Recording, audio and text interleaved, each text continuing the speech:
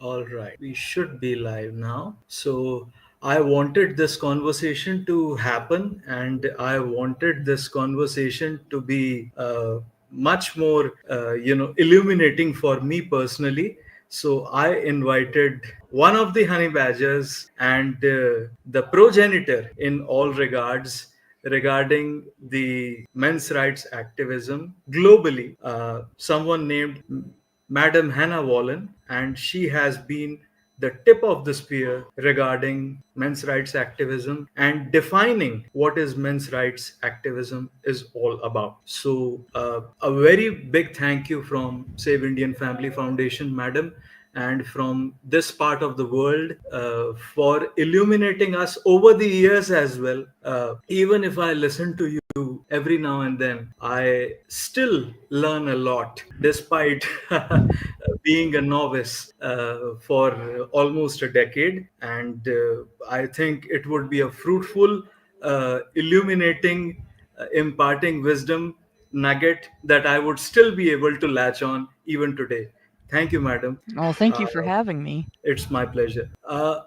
If you could start the journey regarding how you got exposed to men's rights and how you actually started being exposed to the sort of quote unquote the red pill from the documentary. Well, it took a while, actually.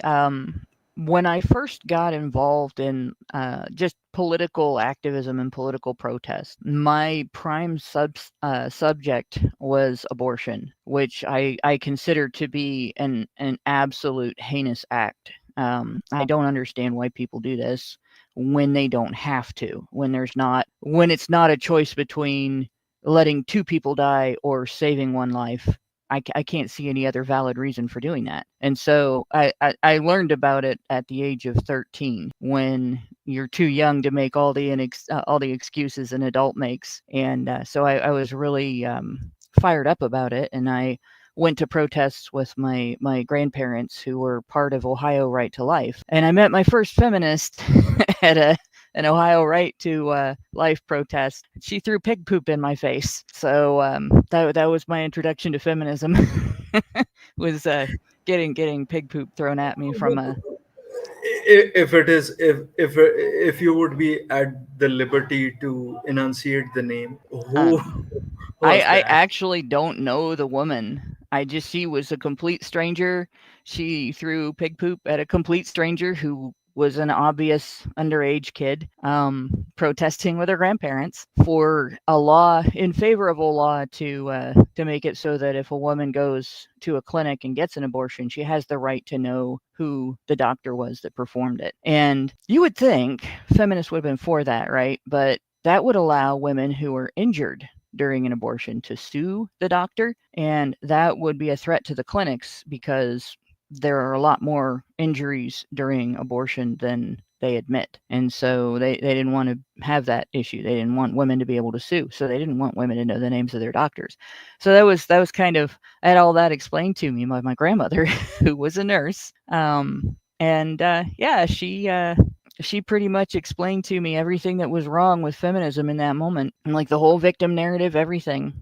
And so then you have a long space of time in between that when my activism was mostly anti abortion and anti death penalty. I don't think the government should be exercising that power, but, things like that. And then I started to see some issues when I was in college. And I had friends that went through some experiences. First, I read as the Violence Against Women Act in the United States was being considered, all the problems with the bill. That was then Senator Joe Biden who had written that bill. And it was part of his crime bill. And it was really heavily criticized, mostly by right wing media. Left wing media loved it because it was feminist. But there were a lot of issues with it. And I thought, oh, this will never pass. They can't do this. This thing is a train wreck. And of course it did. And so around about 1990, halfway through 1994, one of my classmates at the university I was at actually got into a conflict with his ex-girlfriend.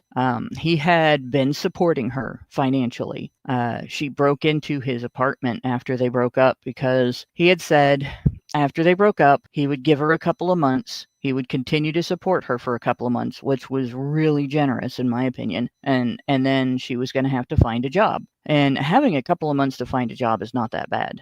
Like she shouldn't even have been upset about that. But her reaction, even if she had a right to be upset, was way overboard. She broke into his apartment. She took one of his possessions and she started hitting him with it. And this was a big guy. Like everybody around him, like if you were scared to go out to your car at night, you asked this guy to walk with you, male or female, and nobody would have been embarrassed to do it because he was huge. And this girl was not very big, and he couldn't even find a way to defend himself without risking hurting her. So he curled up on the floor, and she fractured his wrist and she fractured his skull. So you would think, right, this would result in her arrest. She broke and entered, which is one law she violated, and then she assaulted the person in the apartment that lived there, and that's another violation. But instead, she told the police she did it because she was afraid of him, and because of the Violence Against Women Act, they arrested him. And we all thought,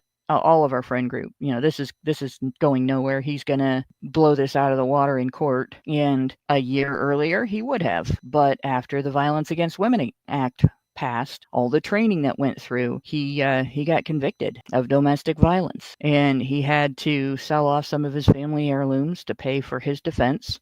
It took a year, and he got out on appeal, and it was still on his record. He never actually got to finish. He was studying to be a police officer. And that puts the kibosh to that. You can't be a police officer if you've been arrested, and especially not if you've been to jail. And even if after everything you win on appeal, you have to fight then to have it expunged and so on. And by the time he got through that whole process, he was really too old to start over again and go back to be a police officer. He ended up being the type of private investigator that tracks down if your partner is cheating on you and gets evidence to show that the partner's cheating, or if somebody thinks they're being catfished, they go to a guy like that and then, can you investigate this person and find out if I'm being catfished? And that's the kind of thing that he tracked down after that. It really changed his whole trajectory in life. And he eventually moved away from here, and I lost touch with him. But like the last time that I talked to him and everything, he was completely depressed about his situation, because he had wanted to be a police officer. He had wanted to be a police officer in a small town where you go through and you're part of the community. You in a big city, police officers are a lot of times, it's them against the community. But in a small town, a police officer is often the person that's everybody's buddy, knows what's going on with everyone in the community. Most of the people in the community trust him, and a lot of times it's him versus outsiders. And that's pretty much what he was looking for in his life. And he ended up being somebody that is sort of in the dregs of society because of his situation, and it never really got fixed. And that was the first one. And there was another, and then another. Like that was in Allen County. Then we had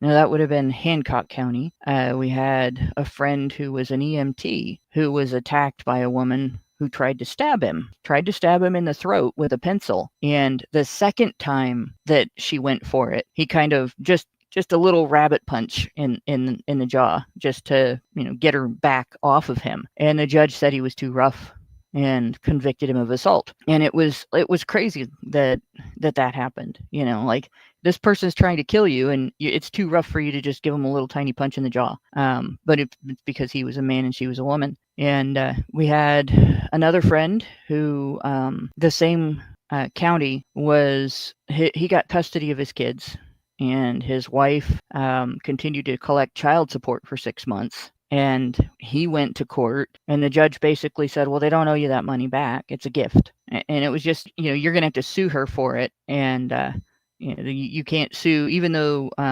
the Child Support Enforcement Agency took that without your consent. You can't sue to get it back from them. We had that going on.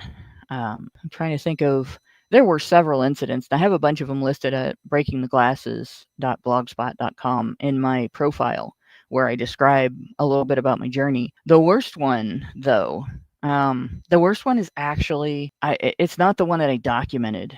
A childhood friend of mine. I've talked about in on our show a couple of times that there's a type of trauma response that creates something called a polyvictim, and feminists have come up with this label, but I'll use it anyway. It's somebody that gets victimized over and over again by predators.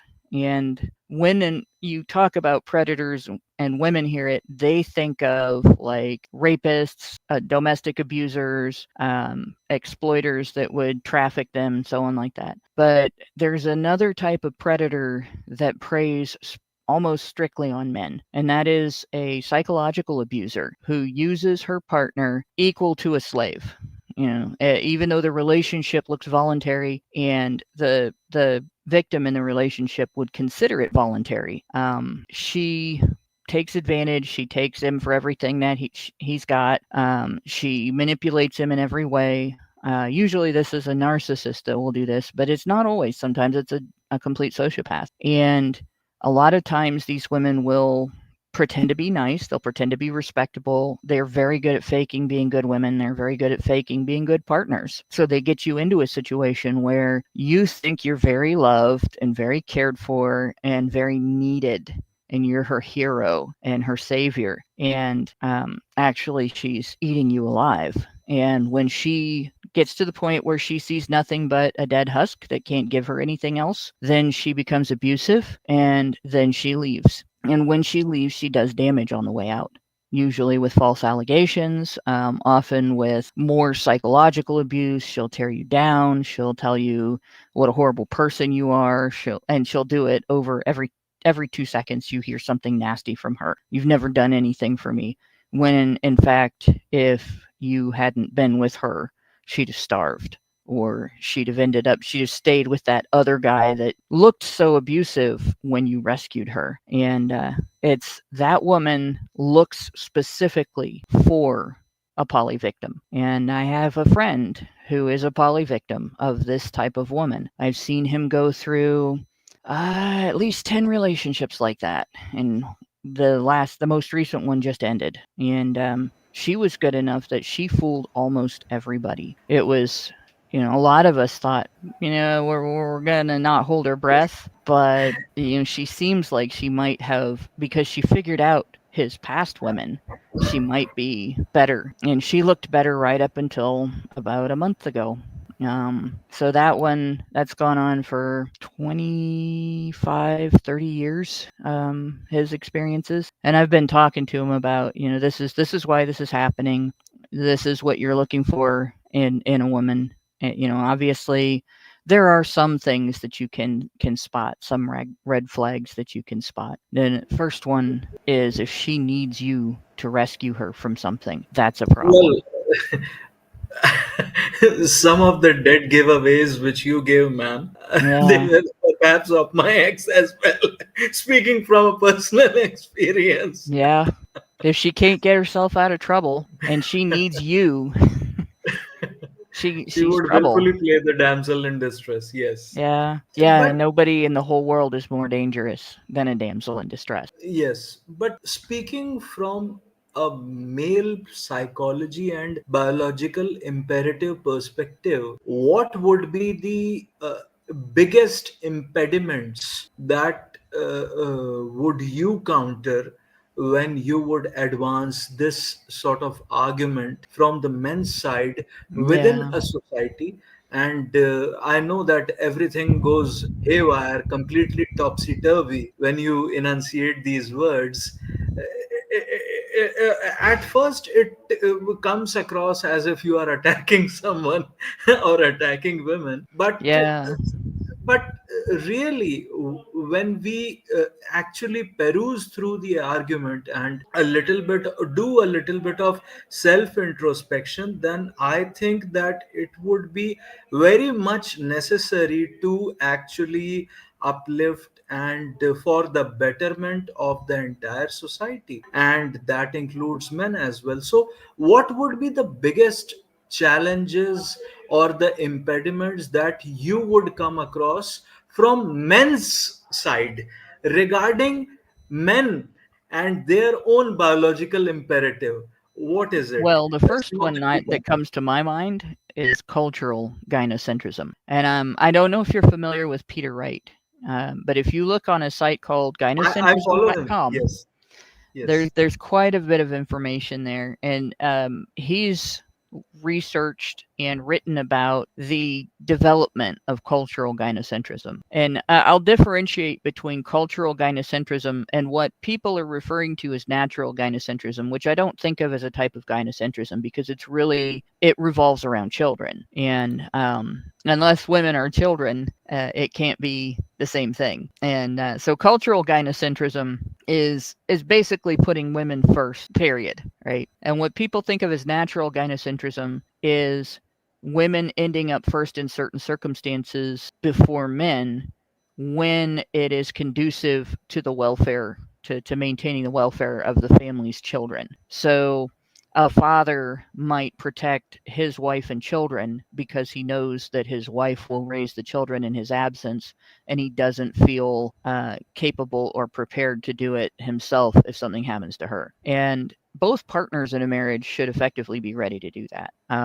But a lot of times men are more prepared than women. And there's also a father might do that if he doesn't think his wife is strong enough to save the children without him. In other words, he can deal with the danger and she can't, and if she tries and he tries to run with the kids, everybody gets killed. So that's not necessarily a feature of women first because they're women. It's being pragmatic about how do you make sure the children survive. And similarly, there's not a lot of situations, I think, where society allows women to be in that kind of danger. I ended up going through because my family is a blended family, I married a divorcee and he had 2 daughters. I learned a little bit about the way people treat children differently if they're from outside the blood relative family. And so a lot of times my family treated my 2 daughters like they were one person.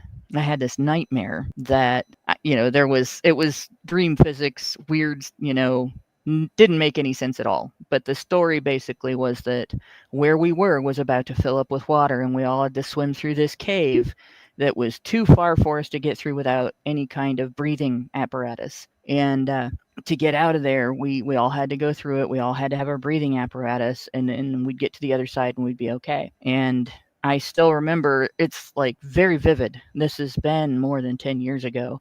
Standing on the beach, seeing the water rising, and realizing that they treated my daughters like one person, and they gave us 4 instead of 5. So we were 1 short. And my husband and me looking at each other and me saying, if I survive and you die, the ex-wife is never going to let our son see his sisters again. And I won't get to see him either. They will lose all 3 of us in one fell swoop. You have to go. And it was one of those moments like, we all cried and we said our goodbyes, and I dreamed about the water coming up over my head and everything. And usually in dreams when I drown, it doesn't feel like anything, but it was freezing cold. And it actually felt like drowning. And so it was one of those, my brain was working out, how do you deal with this situation, right? And I thought about it, and I woke up, later thinking, I'm never going to face that situation, because my brain had to come up with something ridiculous. Society protects women so much that we almost never have to think about that. But if we were in a building and it was on fire and only 4 of us could get out, that's probably the decision I would have had to make back then. And it's such a unique thing for a woman to have to consider that I don't think most people understand the difference between valuing somebody because of their connection to the children and how much the children need them, and how we've arranged our lives so that their role in the children's lives is essential in certain ways, versus, well, just because you're a woman, you get to sit down on the bus, but a man doesn't. Or just because you're a woman, you get welfare, but a man doesn't. Just because you're a woman, we can't talk a certain way in front of you, but we can be as rude as possible to any man. Just because you're a woman, you can hit somebody and they can't hit you back. They can't even defend themselves against you. And it might not even be considered a crime. But a man, even if he's being beaten, can't defend himself without being at risk of arrest. And that's completely unreasonable. It's a significant difference. One is somewhat logical, and feelings about things might affect it. When you love someone, you might place their value higher than it really is to the kids. No, you gotta stay. You gotta live. I'll die. When someone is the most important person in your life, you might get biased. But when it's a whole societal thing and men are just shoved aside for women all the time, there is no rationale, there's no logic behind that. It's all just completely ridiculous. But it's so ingrained in our society from 600 years of being pushed by aristocracy, by politicians that find it useful to exploit the victim narrative that women have, and the way that men value accountability and having a role in society that they can look around them and see things I've done have contributed to my community in positive ways. They've turned that into a tool for manipulating people, and so it's very highly valued by the elite. And that thing of it being very highly valued by the elite and very pushed on the public makes it very hard to talk about things like the fact that the majority of domestic violence is female perpetrated, and the majority of domestic violence that ends with a woman getting hurt or killed is female initiated. And the solution to the problem is to unplug the machine if the machine is killing people. So you have to stop hitting first, right? You can talk about that, but as soon as you talk about that, then the answer is, oh, you're misogynistic. Women should be allowed to hit without getting hit back. No, not if we're adults, right? Not if we're fully human, not if we are as human as men. So it is a very difficult, that's probably the biggest hurdle, is people holding on to cultural gynocentrism. And I think it can be eliminated, but it's going to take a long time and a lot of work. What would be your response to the things? Okay, so there is one impediment, that is gynocentrism, cultural gynocentrism, or natural gynocentrism, how it differs, because it prioritizes children. The second most obstructing thing, key factor, what would it be from the male perspective, and how they resist them being portrayed, if I might say, as somewhat vulnerable? Well, I will. I'm going to refer to Peter Wright again because he's started actually talking about another factor. And it's something I hadn't really thought about until a recent conversation with him, and that's guilt. So, women, it's not that we don't experience guilt. I think men are more practiced at processing it, accepting it, going through sort of the same type of process as the change curve, right? You have this realization something about your actions or, inactions or whatever should have been different in your eyes or in society's eyes, or both. And you take measures to correct, and you accept the sense of having wronged or been wrong, and move forward with, all right, how can I do better? Because you can't fix what you did before, but you can improve. And if you can make up for it, you do. And if you can't make up for it, you still resolve to do better. If there's a punishment, you take it, right? And it's something that I kind of learned growing up. And again, there's a story. We had a walnut tree in our backyard that was in an area where it couldn't grow the root system it needed to be large and have thick branches. So the branches were thin. Mom told me not to climb it.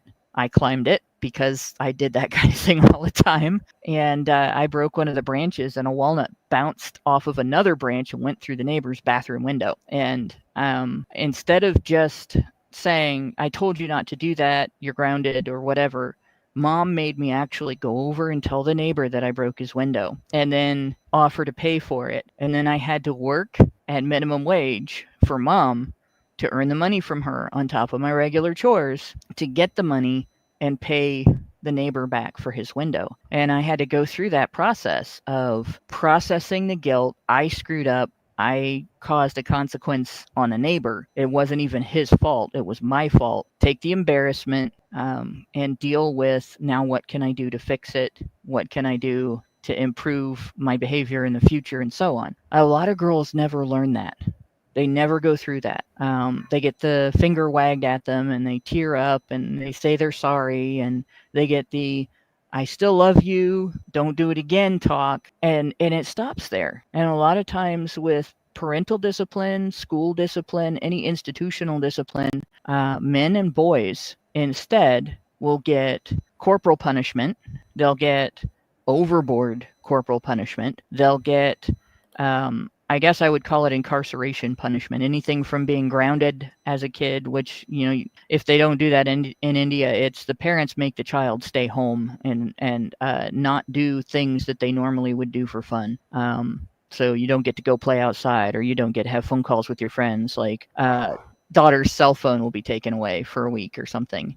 And just and they'll wail and gnash teeth and treat it like they've been abused, but it's just a cell phone, right? But boys a lot of times they'll be the ones paying fines or lawsuits or whatever your equivalent. My equivalent was paying the neighbor back for his window. And I think men in some ways, they have a better grasp on guilt because of that. When it's communicated that they've done something wrong, or when they see that they've done something wrong, or when they're manipulated into believing that they did something wrong, or when they know they're in a situation where everyone else's view is that they did something wrong, even if they know they didn't. So there's kind of 4 different types of guilt there. Men are more adept at navigating all of those to come to a conclusion where they figure out a way to redeem themselves, or at least try. Where women are more adept at dodging the bullet, and they're more adept at getting out of accountability. The one problem that men have that makes it difficult to actually help them deal with with how gynocentrism affects women's lack of accountability in society. So you get stepped on by a woman and you take it, and somebody comes along and says, "I can help you get out of this." No, it's okay. She's right. That's where men have their difficulty with guilt. I've seen it over and over again where men will adopt, accept, and process guilt that doesn't belong to them. It's not their fault. They have a right to be treated like it's not their fault. They have a right to not be punished for something. They have a right to not be subject to being stepped on by somebody. And because they are men and they have been trained and they have worked very hard to take accountability in their lives for everything that affects them and everything about them that affects other people, they accept accountability for something that they are not responsible for. And it makes it very hard to protect a man who is being taken advantage of by a predatory woman. It makes it hard to help boys and men dodge predatory women, and it makes it hard to help a man through a situation where he's being falsely accused. Question. Yes. I still have a habit of raising a hand from the class. Oh, you're fine. Yeah, you're fine. It's funny because both my parents were teachers. So luckily, my mother was also a teacher. My grandmother was also a teacher. yeah. So, regarding this, for the lack of a better word, doesn't that level of acclimatization and molding of a boy's brain, a vulnerable and impressionable child's brain, actually starts at the level of mothers themselves at times? Because we In have seen, infancy, in fact. in hindsight, what I see within myself, because my own mother is, I love her to death. She is a very big traditionalist, like men need to be chivalrous and all that. They have to, quote unquote, as the Jordan Petersons of the world say, sacrifice themselves for the greater good of the society. So, It's funny though because chivalry didn't start out as a romantic thing. That's yes, another one. Peter Wright's article on that was very enlightening. And chivalry started out as a tool for strong people to assist and protect the weak people around them instead of being bullies. So we yes. hear all the time from feminists how strong and independent women are. Doesn't that mean that that should go both ways? Women should also be gentle and kind and chivalrous toward the people around them. Men have vulnerabilities. Children have vulnerabilities. Women are not the only vulnerable people in the world. Your community has vulnerabilities as a community. And it used to be, 100 years ago, that where men handled the physical threat vulnerabilities in the family and in the community, where an outside threat might be coming in, another group of people or bad weather or animals or even disease. Women were the ones that were chivalrous when the vulnerability was social or when the vulnerability required direct caregiving, like nursing and mothering and being the person that actually takes a hot meal to your neighbor's house because there's sickness in that house and they can't cook for themselves right now, or because they are down on their luck. And somewhere along the line, all of that part of chivalry got abandoned by women and dumped on men, and they're trying to carry it all on their backs now. Yes, but my original point was regarding how mothers actually subvert and indoctrinate their own sons They do. regarding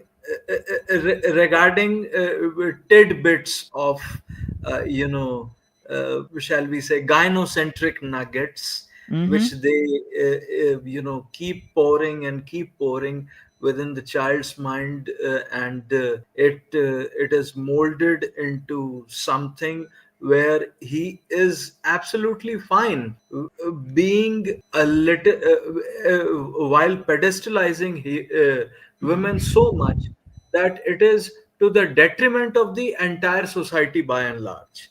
Yeah, it is. Women start in infancy, and when I say this, it's documented that there is a difference in how women respond to the cries of an infant if the infant is male versus female.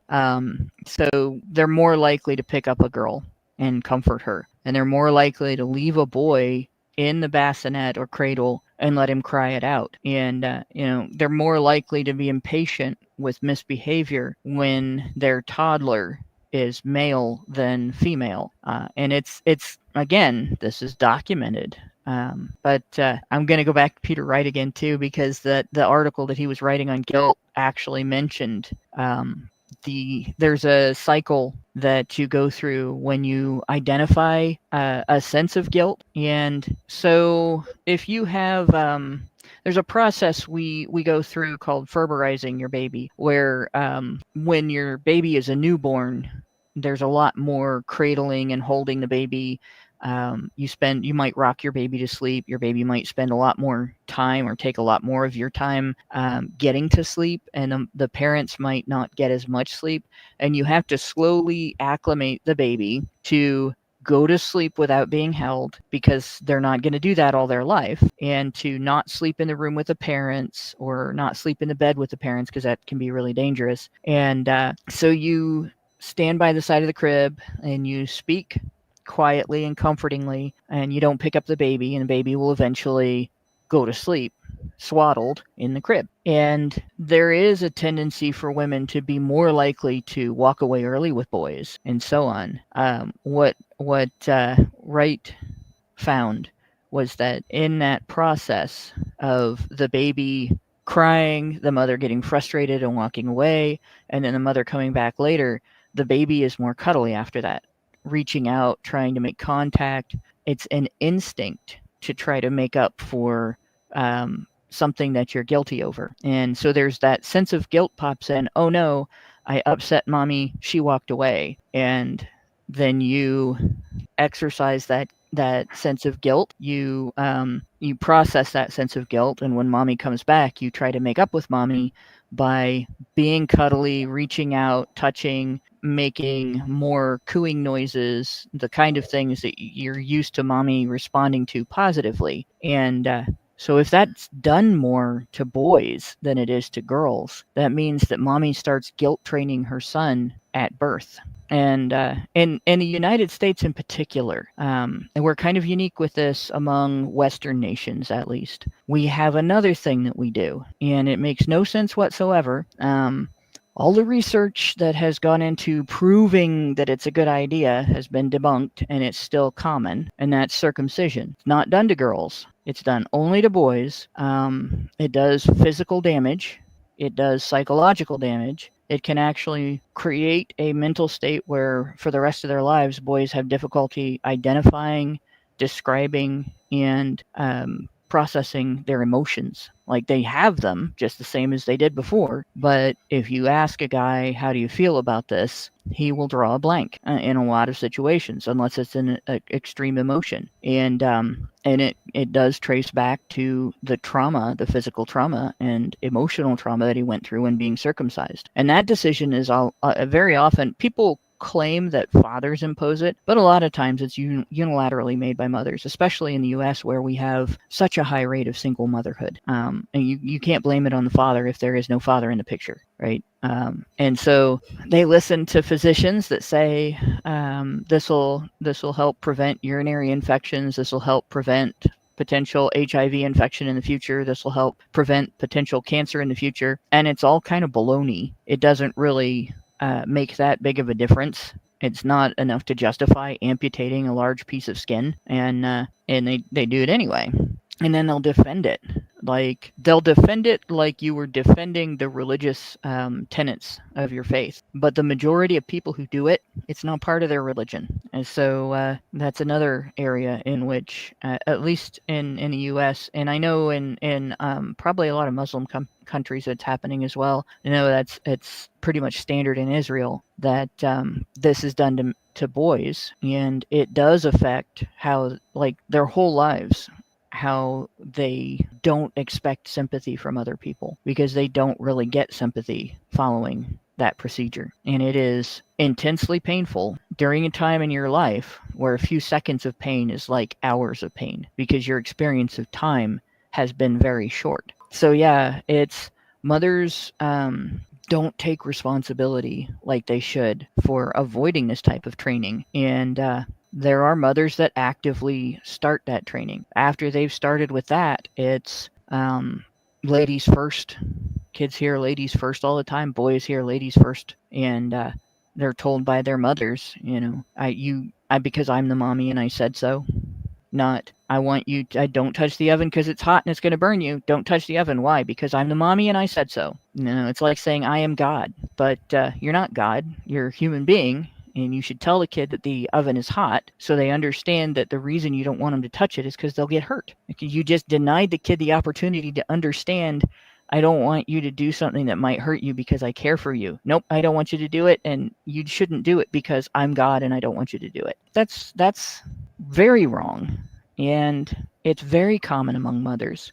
And they spend a boy's whole life with ladies first and I am God. And since the parent that is God is the woman, what are they supposed to think of all women? Gods, Yeah. deities. No, but this is exactly the exact carbon copy replica of what happened, as I would say, within most of the people's lives in India who have been from the millennial generation. I was born in 1989. I'm Okay. 35 years old now. We were raised by our families, especially the lower middle class substrata Yeah. of people, to be good boys, nice guys. Okay, I understand, because you cared for us, you wanted us to refrain from the abstrusities and complexities of the secular world and all that. In to a varying degree, we are also spiritual, religious, call it what you will. Uh, but that niceness doesn't attract to modern women. And Yeah. if that is the case, as I have gone through my own phase of red pill rage for at least more than 7 years, it was quite, I was most of the time angry at myself that I was beguiled by the entire lot and was taken on a ride, and I was fooled so easily. So, how a man would be able to come out of that sort of rage when things are turned upside down, or when he faces the reality regarding any false cases, or when he gets entangled with the police state, or the overreach of the draconian laws and the police state, as you explained and mentioned earlier. And there is also a thing that VAWA, Violence Against Women Act, has been, if I'm correct, has been rendered or proclaimed as gender neutral. Yeah. But then again, you have violence against in the name itself, so it is It's not yeah. equally applied. Yeah, it's they put a little clause in there saying that discrimination on the basis of sex is wrong, but Lip service. the law deliberately funds training for police, for court personnel, for medical personnel, for school personnel. It used to just be police and court personnel, but they've added more spending on top of that in training that uses the Duluth model, which is this model of addressing domestic violence and intimate partner and sexual violence in general as a patriarchal attack by male society, the male population on the female population, and it has this narrative that men are culturally trained and have a natural tendency to use means of gaining power and using that power to control women. And so this narrative is taught to police, and it's taught to the court, it's taught to your kids' school teachers, it's taught to medical personnel if you go into a hospital in the United States. Like if I went into a hospital in the United States with a broken wrist, maybe not, if I hurt my back or something at work, but if I went in with a broken wrist, I would get asked a ton of questions by personnel at the hospital. Are you safe at home? Every time I go actually to the hospital for anything, I am an asthmatic, so I do go to the hospital for things. Every time I go, do you feel safe at home? Yeah, I know they're asking about my husband, so I say yes. Do I feel safe at home? My home is a mess right now. I've been a crappy housekeeper for the last 3 months. I'm terrified I'm going to trip over something and fall down the stairs. That's not my husband's fault. That's my fault. I'm the one that made the mess. So, but I can't answer that because then it's, why are you talking about this, right? They only want to know if my husband is hitting me. They don't ask him that question. And they should, because 70% of the time in my country, when abuse is happening, the person who hits first is the wife or girlfriend, the female partner in a heterosexual relationship. It's obviously 100% of the time in a lesbian relationship, but there's more domestic violence in lesbian relationships, right? So, I don't know.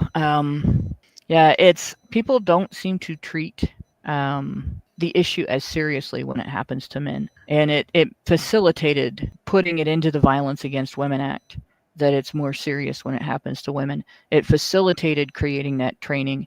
It acclimated our congressmen and our senators to just accept, oh yes, we have to train police and we have to train judges and bailiffs and everything, to view it as a much more serious thing when he says, I'm going to kick your butt, than when she says it, or when he slaps her than when she picks up a frying pan and hits him in the head with it. And it created a pathway basically for them to ignore the overwhelming majority of violence in relationships and treat it as though it's going to solve the problem if they just arrest men for defending themselves. Out of all domestic violence in the United States, a mere 13% is the man behaving like the Duluth model says. And it's usually, if you look into those relationships, when the man behaves like that, he's probably got a drug problem, a mental health condition,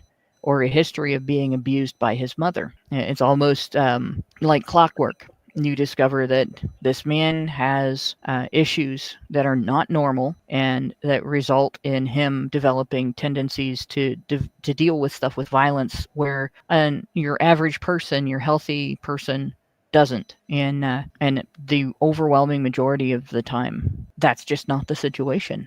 And so if they're trying to solve the problem by addressing it as if it's a different problem, then it's going to continue forever. And the reason that this has been done with the Violence Against Women law, and probably with the laws in your country and in England and in Arabia, every place in the world where there's a law like this that deals with domestic violence as a attack by the male population on the female population, and then as you narrow it down to the individual, as a patriarchal nature in a man attacking the victim nature in the woman that he's with. Every place where that exists, there is a network of feminist businesses capitalizing on it. They train personnel at police departments, and they get paid for producing those training materials. Nice little pamphlets with pictures and somebody coming in to speak to your department. Every single one of those comes with a fee. And the same thing happens with judges. Same thing happens with bailiffs and every other court personnel.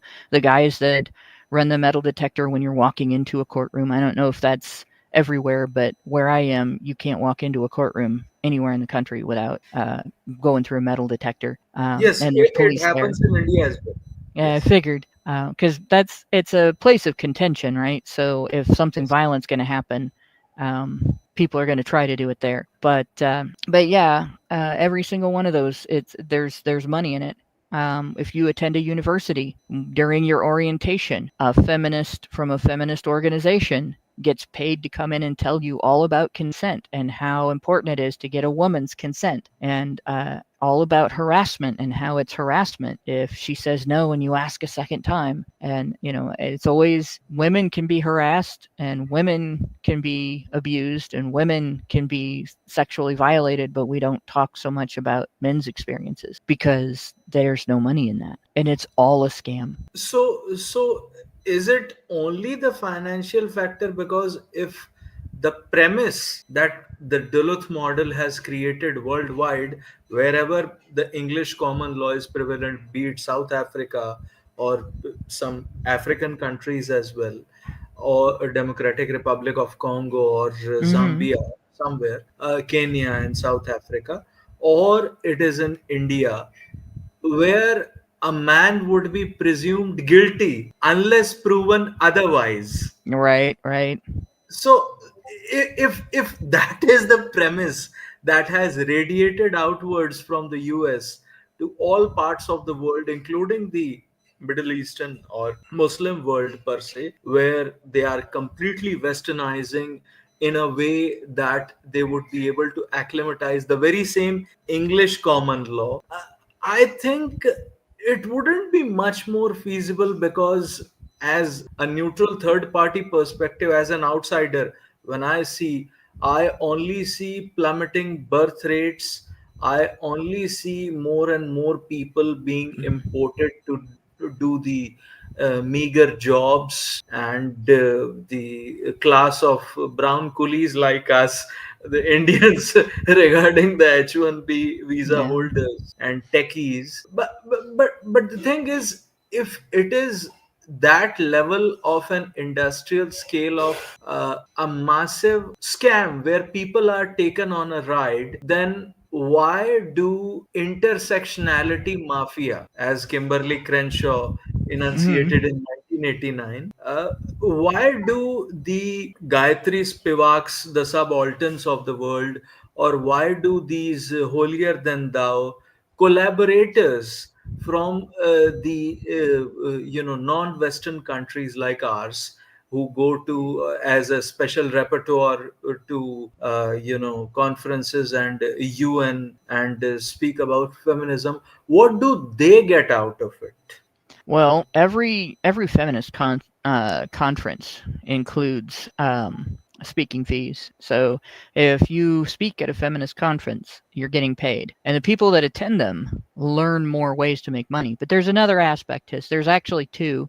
One of them is the female victim narrative. Because gynocentrism has been so promoted and so inflicted, so ingrained on society, the female victim narrative that feminism pushes is a very, very powerful tool of manipulation. So right now, if you want to get a law passed in the United States, the most effective way to get it passed up until this last election, and we may be seeing the ship slow down a little bit before turning around, and I hope we are, would be to convince the public that it benefits women or protects women, or not passing it threatens women. And a good example of this is actually the COVID narrative that we just had. So all over the country, if you didn't comply with all of the different things that were put out there, that this will protect you from COVID, this will save you from, like, if you didn't comply with all that, it was, you're going to kill grandma, right? Grandpa was more likely to get infected with COVID. COVID hit men harder, faster, stronger, and deadlier. But it was, you're going to kill grandma, right? It wasn't, you're going to kill grandpa.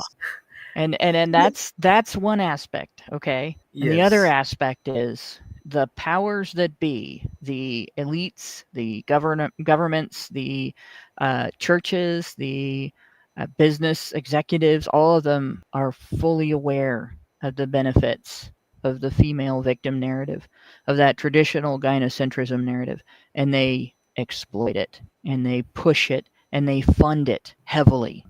I just as I was perusing before the conversation with you, madam, Hmm. uh, I was going through the how prostitution was criminalized in the states, Yeah. and the brow burning feminists like all these Alice Walkers and Gloria Steinems of the world, they actually have had an quote unquote unholy alliance with the church congregations, so that, and the church congregations aligned for a different narrative because they wanted irresponsible men to cater and attend to the needs of their wives. Hmm.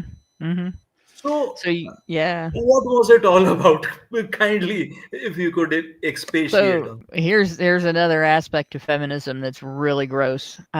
Women in general often treat sex as a commodity instead of something that you do with your partner as a loving act that's intimate and caring and part of your building the strength of your relationship together. So they'll use withholding it to punish, and they'll use giving it to manipulate. And because they use withholding it to punish and giving it to manipulate, it's a lot like union and union labor. And if they go on strike, if a woman in her marriage goes on strike and refuses her husband because she's punishing him or manipulating him, well, you get this only if you do things the way I want, right? And he can go to some other woman. That's like a business being able to hire scabs in a union strike. So women are pretty much unified in whether they're left or right wing, whether they're religious or non-religious, against prostitutes and against porn. And it's mainly about controlling. It's not about protecting the women that are involved in those professions at all. It's about controlling men's choices. Now, they'll use stories of women who have fallen into the more criminal end and the more dangerous end of those professions. So women who have been addicted to drugs or who are unwillingly trafficked into prostitution, instead of women who are making the choice themselves. They'll use their stories to get laws passed. but they are targeting all men, not the men who may have controlled those women.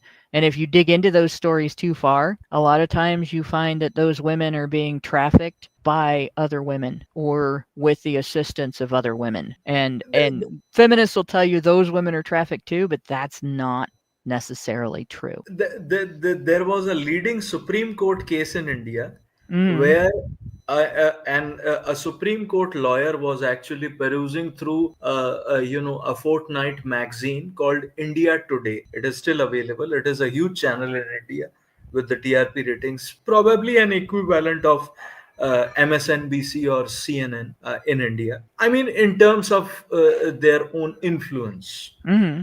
So India Today, yes.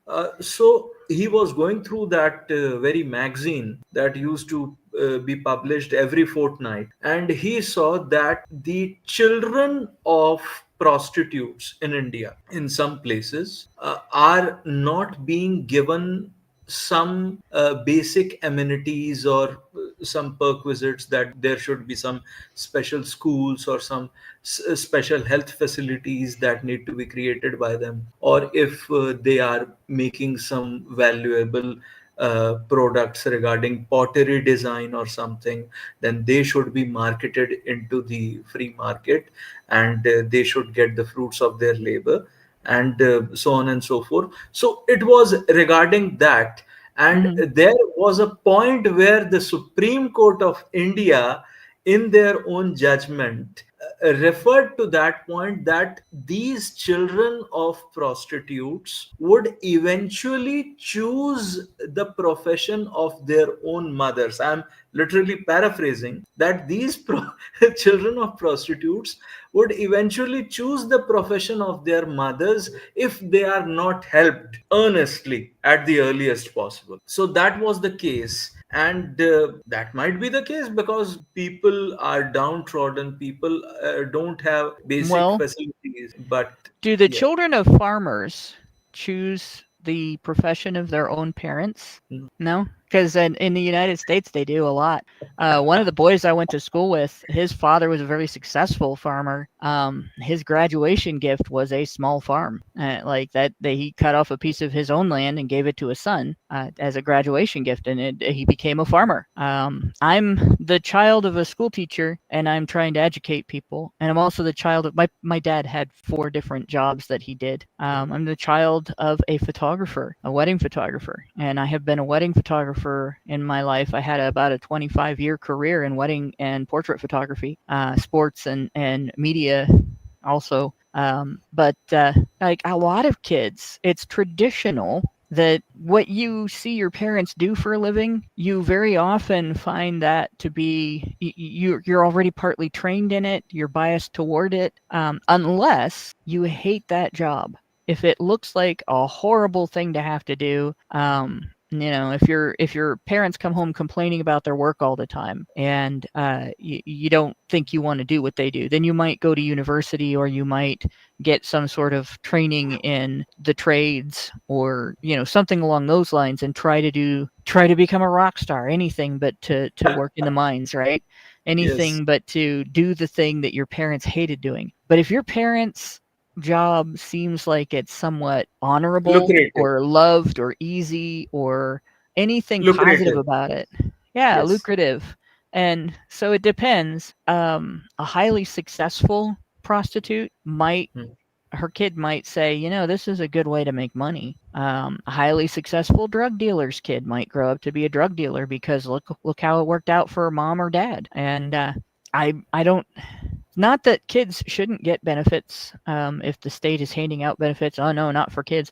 They're the first people that probably should be given assistance. And that means that if their fathers and their mothers need something to help them parent the kids, so be it. But personally, they probably would be better off if there were no government intervention in the first place. And I question how many women would be prostitutes if it was like that, if there was no government intervention in their lives, where they didn't rely on safety nets and they had to do what boys do, which is plan for their future, or fall. How many women out there would be more apt to plan for their future and come out of school ready to go to university, get further training in the trades, or start a new job instead of becoming a prostitute, you know? So I don't think that it's necessarily, it doesn't reflect on the community's failure to take care of those children, that they might see their mother making money as a prostitute and say, I'm going to do that too. I don't think it reflects as much on the community as it does on the mother, because she's the one who taught them that lesson. And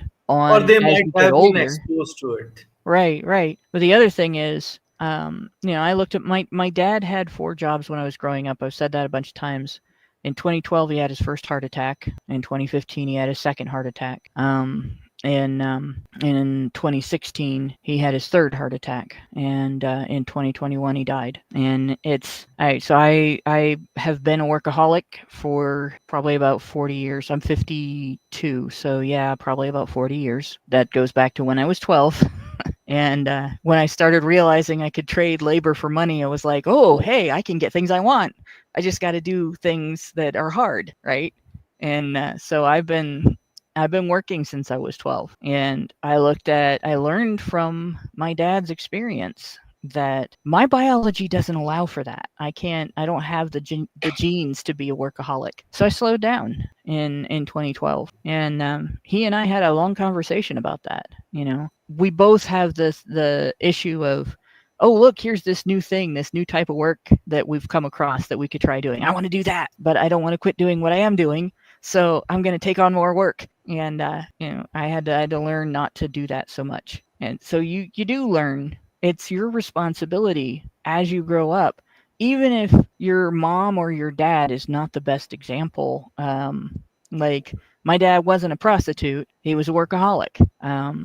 Just because there were great things and admirable things about him doesn't mean I can't learn from his mistakes. And a little girl that sees her mom grows up seeing her mom making money as a prostitute, but maybe being looked at differently by society, being looked down on, or being excluded from parts of society, maybe risking sexually transmitted infections, or, when you're intimate with people that you don't know, there's psychological damage that you experience. And even if you're tough, even if you harden yourself to that, it changes you, right? As that girl gets older, when she's over the age of 12 and she starts making her own evaluations of life around her, it starts to become more and more her responsibility to say, is that really what I want to do with my life? And as she hits adulthood and she starts to evaluate the world around her and what her role in the world is, it's her responsibility to decide, do I really want to be that person? What's the effect I want to have on the world? Am I doing something that benefits my community? And if prostitution isn't it, and she does it anyway, that's her fault. Unless somebody forces her to do it, which is a different story, which isn't the story of a lot of prostitutes. It's her fault. So I don't like what that judge said, because it takes away women's accountability and agency. And it's not to say that you can't I, be raised wrong and make wrong I decisions, but you know what I the, mean? the thing is, India, basically we emulate whatever emanates out of America regarding culture, pop culture, whatever it is, from disco, cabaret to OnlyFans. We acquiesce it in a fairly rejoicing manner, because and amidst all of this, uh, I think, what would be your steps for a male child or a juvenile infant who has been led astray in the jungle and by his mother? Men and boys, by and large, across the society, across the world, whatever it is just like having same story in a different book. Yeah. uh, so how would you be able, how would a man or a boy would be able to grow up and develop that sort of resolve within himself, and how would he be able to ensure the life, liberty, and pursuit of happiness of himself in this day and age where it is believed to be somewhat of an George Orwellian Yeah. dystopian fantasy that is going on with the overreach of the state apparatus at the disposal of women, and they gleefully they gleefully misuse the laws and get away with adventurism every once in a while. There's Yeah. um there's some stuff that's out of your control. And then you have to kind of recognize, just like if you lived out in the woods or in a jungle, you cannot control the attitudes of lions and tigers and bears, right? They're going to do what they're going to do because that's in their nature. And they don't have a system of law and policy controlling their behavior. And you kind of have to think of the world that way.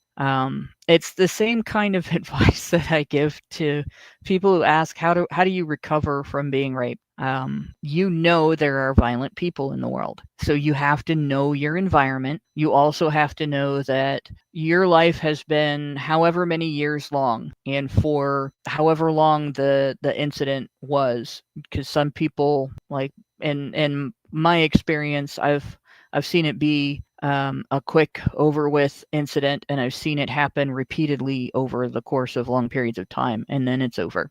But all of the moments in your life when that wasn't happening were part of your life too. And so you can divide, like, this bad thing happened and I learned from it, and here's how I'm going to use these lessons, right?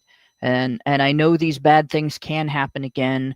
They are out there. The lions and tigers and bears are there. I need to learn the tools to avoid them as best I can, or avoid circumstances that make me vulnerable to them as best I can. But I'm going to separate all the moments in my life where I'm not getting eaten by a bear or mauled by a tiger or a lion from the moments when I am. And I'm going to enjoy those moments where I'm not being eaten or mauled. And I'm not going to let the moments where I have been eaten or mauled taint the moments where I'm not. And it'll work about 70%, maybe to 90%. You will always have those experiences. Don't go away just because they're not happening right now. So you will always have that shadow there. But learning to focus and be in the moment. I'm happy that I'm enjoying this meal.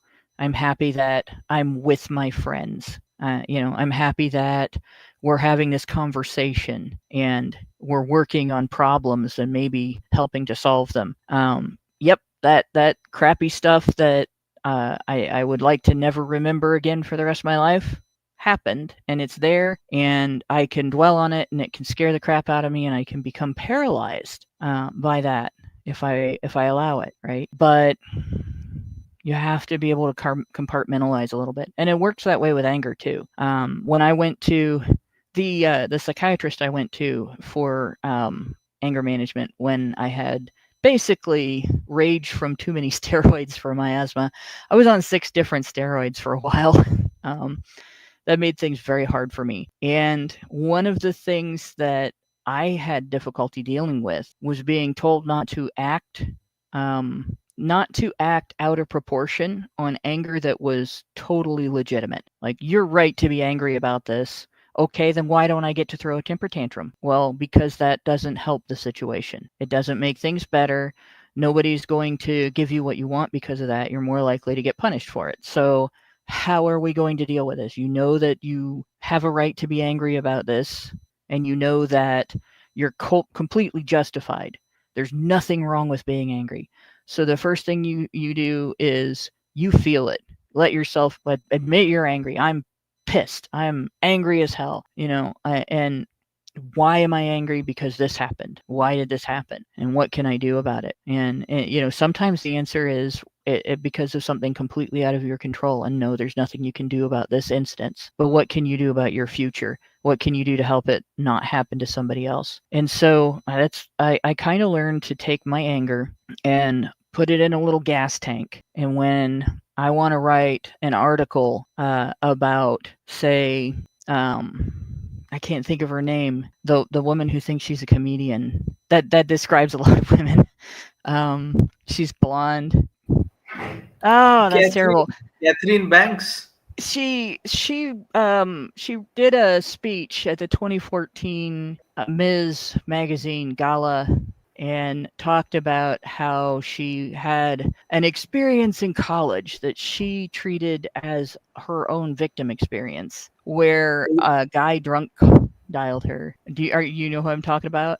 Amy Schumer. Was it Chelsea a handler? No, it's not Chelsea Handler. It's Amy Schumer. Oh, Amy Schumer, oh, Amy Schumer. and her Yes. experience that she laid out. This guy called her while he was drunk and invited her over to his dorm. And when she got there, she realized he wasn't a little drunk. He was blind, stinking drunk, and like so drunk he couldn't look at her straight, couldn't stay on his feet, and he called her for drunk sex, and she went in and had sex with him, and she was sober. Now, and just imagine for a second, let's reverse the sexes on this, right? Right there, every woman in the audience, if a dude actually told that story, would be screaming, "You went and raped a drunk girl when you were in college? How dare you?" Right? Nobody did that. She talked about it like this guy And was made a fun of jerk. it. Yes. Yeah, I made Yes. fun of it. She ridiculed this guy. She called him some Von Trapp something, like made it, well, she insulted the Von Trapp family too, but made out like he looked ridiculous, and his behavior was somehow ridiculous, but hers was not. And she even complained that he couldn't stay conscious during the act, which again, if you reverse the sexes on that, you get the guy from the Dayton metro area, actually, where I live, who at a California university was arrested for fingering a girl in an alley and continuing after she passed out. And feminists protested when he didn't get the kind of sentence that a guy would get for breaking into your house and brutally assaulting you if you were a girl. And by the way, she was older than him. I shouldn't say girl. She was a 22-year-old woman. He was an 18-year-old. So, but in any case, yeah, you basically get Brock Turner. Amy Schumer's story is the Yes. female version of Brock Turner's story. And I read it, and I took that gas tank full of anger, and I wrote an article which I titled very, very bluntly, "Fuck you, Amy Schumer," because maybe a month earlier she had done a comedy thing, and she made a joke about Trump, and some people that didn't like her joke got up and walked out. Which is that's fine. They paid for their tickets. They're there voluntarily. If they don't like what she's saying, they can leave. But she went on a tirade about how they insulted all rape victims everywhere. She's a rapist. If what she said was true and not just a story she made up because she thought it would be a good victim story for her, then she's a rapist. And if she lied about that story, if it was made up, a lot of people, that's their excuse for that story, that, oh, she was just making it up, it's a comedy routine. Then she thought raping a guy was funny. So she told a rape joke. One of those two things is true. And both of those two things are condemned by feminists. I got grilled, I mean grilled, in a court case in Calgary, Canada, over "Do you tell rape jokes?" And you're damn right I do. I make fun of people who think it's okay to brutalize somebody to obtain sex from them. How stupid can you get to think that that's okay? I mean, it's supposed to be an act where you show love for each other. Obviously, you're seeking out, if you do something like that to another person, you're seeking out a show of hatred from them, right? There has to be something incredibly wrong with that. So I do make fun of it. I, I, But I'm sure. that's I'm a sure rape you joke. have. I'm sure you must have seen or come across the after the famous hashtag kill Oh all God, yeah. men hashtag. There was another one nearly 11 years later, last year in the month of August, called hashtag all men are rapists. Oh Uh, geez. Trended by Indian women primarily, just because in Kolkata there was an incident where a female doctor was raped and a nationwide OPD strike was conducted by the Doctors and Medical Association. How many people died in emergency? Yeah, that's Doesn't matter. insane. Doesn't matter. They were not casualties who were paying with their own money, whether it is regarding government hospital or even private hospitals, where people die without money in a country like India. It doesn't matter how many people, just because one woman was brutalized, entire Indian men need to be castrated, their chop off their raping tool and this, that, and the other, as if we Did are. did they know that most rapists are women? No, but it is just that we know that most of the rape case accusers Oh are my women. gosh. So there's this let's see if I have I don't know if I have the book right close to me. I don't. But there's a study that I tweeted out after, again, Peter Wright drew Yes. my attention to it, and it's actually from a book written by another MRA. But it's the study's not from the book. The study's cited in the book, but about 485 college gals were asked about their practices where intimacy is concerned. How aggressive are they, and so on. And they rated it from a scale of 0, where it's mutual consent, both partners' idea, to like brutality and use of force and use of a weapon. And something like 66% of women who took that survey answered that they had had sex with a guy while he was drunk, and about half that many had actually used an intoxicant to get an individual drunk, a guy drunk, to have sex with him. 1 in 5 had used a threat. 1 in 4 had used a threat of violence. 1 in 5 had used actual violence. And if I remember right, it was like 1 in 12 or 1 in 8 had used a weapon. So it was, and then there's also, I'll kill myself if you don't. So threat of violence against the self, threat of things that a man would care about. So you have this narrative, right, that 1 in 5 women has been raped, therefore all men are rapists. But years ago, there was a study that was used to claim an epidemic of rape on college campuses in the United States. 1 out of 3. It was 1 out of 93. Yeah. Well, they say 1 in 5 women are raped, therefore all men are rapists. But the reality is that 1 in 5 number comes from a survey in which women were asked if they'd ever had sex while drunk, and the survey takers deemed that rape, but 43% of the women had gone on to have sex with their alleged attacker again, and 73% of them didn't agree that they had been raped. So 1 in 4 of the women that study said were raped actually agreed that they were raped. So you're looking at maybe 1 in 20 women right there. 1 in 16 or 1 in 20. The original study said 1 in 4 women, and now NISBS says 1 in 5. There's a bunch of other things in that survey that are questionable, like did you ever have sex? One of the questions was, did you ever have sex with someone because they were in a position of authority, and when you didn't want to? Well, there are some women that they're not really turned on by the guy, but they'll have sex with their boss to get a promotion, and sometimes that works.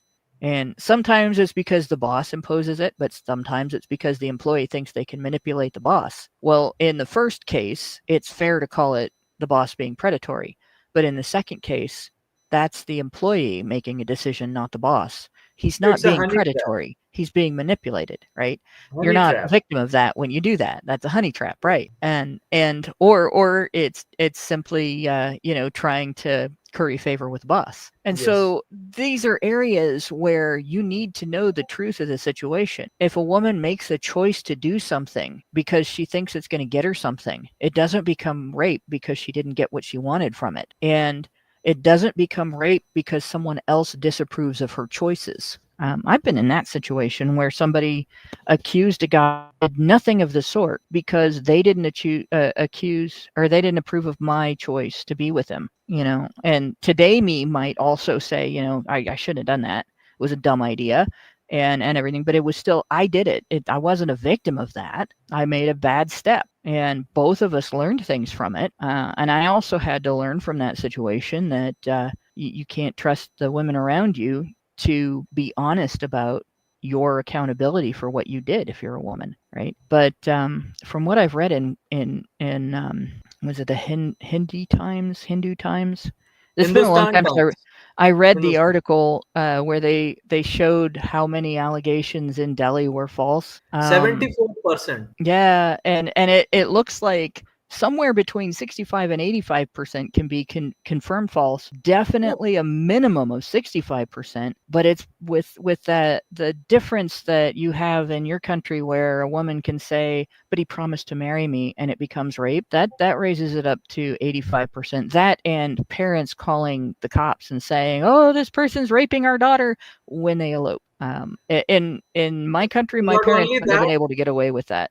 not only that, but sometimes women also say that rape on pretext of marriage Mhm. because they want to be portrayed as a chaste woman, a virtuous woman, so Mhm. that she would be able to get a better match Right, for right. arranged marriages, even though she might have be having her flings throughout the yesteryears in college. But when it comes to arranged marriage, because now you are getting married and all that, so they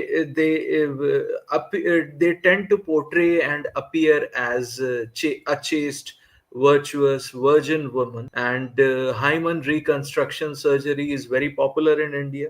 Yeah. And I don't know what it is called, but even in village areas, it is very popular.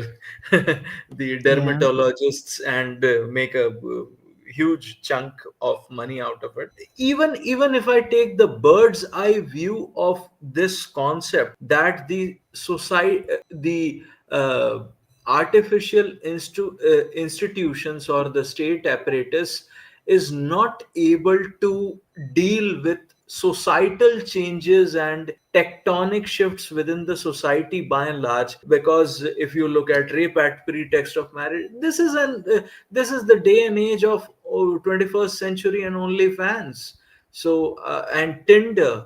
So why are these people fixated on that very concept of rape on pretext of marriage?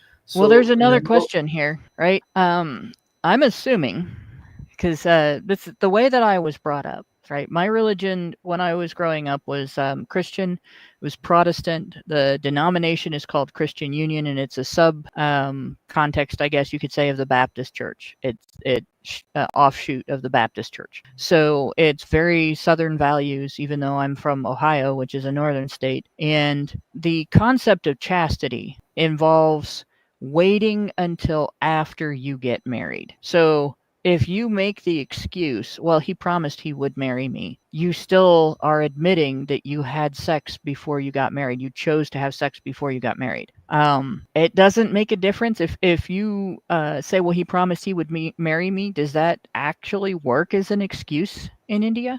That actually works because there are many boys who are dragged at gunpoint. Oh, Basically, geez. Yeah, that makes sense. yes, Pakadua Vivah, that is what they call it in the northern Shotgun north. weddings, basically. Yes. Yeah. So, so, so they are dragged at gunpoint to marry a girl to whom they have committed or even ever shown So, interest in. If they are yeah. getting a degree of MBBS or MS, or So they it are works to becoming. make the guy that they're saying it about marry them.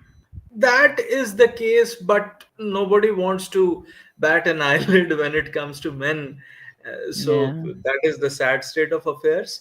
That makes I can understand that. That actually fits in a little bit with and then the guy gets treated like he made the decision to have sex, but she doesn't get treated like she made the decision to have sex. Yes, yes. And, oh, that Because wily guy promised I'll marry you if you do this. And so this goes back to the whole guilt thing, right? Both boys and girls are supposed to be raised to have a code of ethics and a system of morals based on that code of ethics. And both men and women should also then, based on whatever belief system they have, whether it's a religious belief system or just a code of ethics that's not attached to a religious belief system for the atheists out there.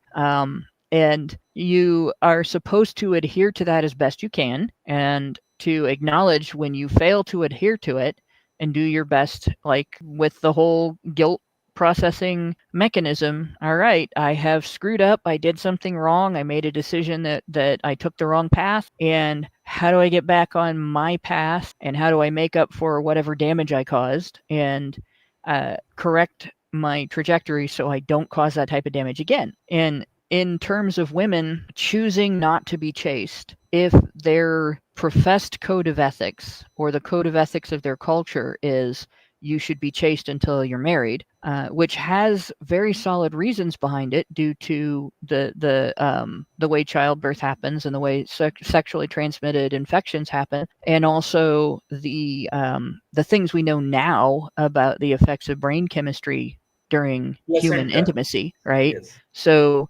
oxytocin and what it does to your relationship with the other person that you just had sex with, right?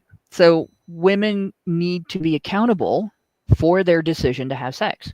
And I think that feminists have identified the problem of the issue of quote unquote slut shaming as the cause for all of the problems related to conflicts over sex, whether it's false allegations of rape, whether it's forced marriages, whether it's divorce because of cheating and stuff like that. But the reality is the true cause isn't slut shaming. It's the objection behind slut shaming.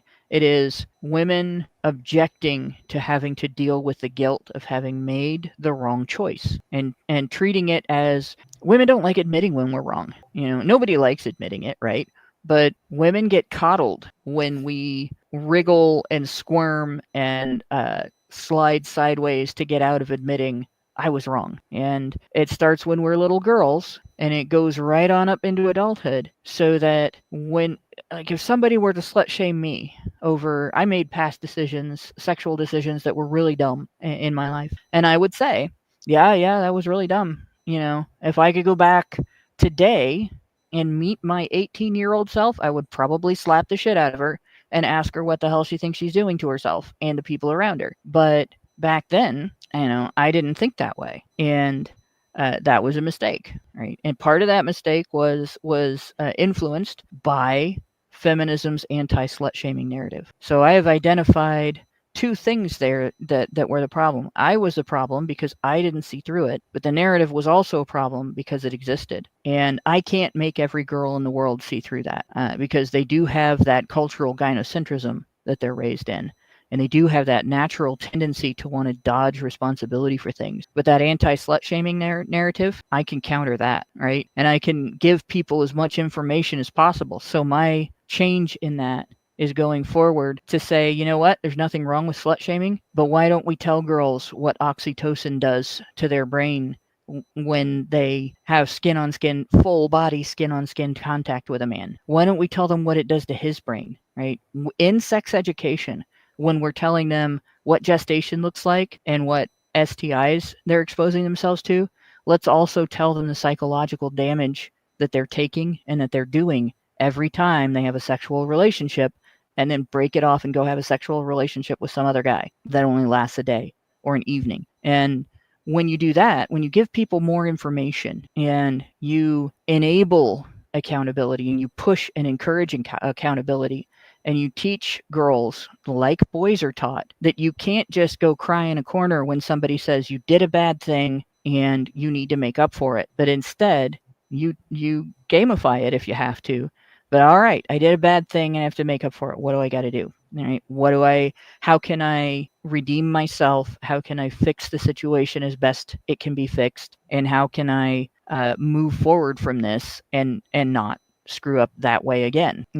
It's, if we don't do that with girls as well as we do it with boys, we are never going to fix the gender issues. And I refer to that as the accountability gap. The reason I call it that was because in 2009, after multiple other reports had debunked the wage gap myth, after we knew that the so-called wage gap was caused by differences in the way women work versus the way men work, the career choices they make, the education choices they make, the things that women don't have to do that men have to do. Women don't have to support a family. Men do have to support a family. Women don't get shamed for going on welfare. Men do get shamed for going on welfare.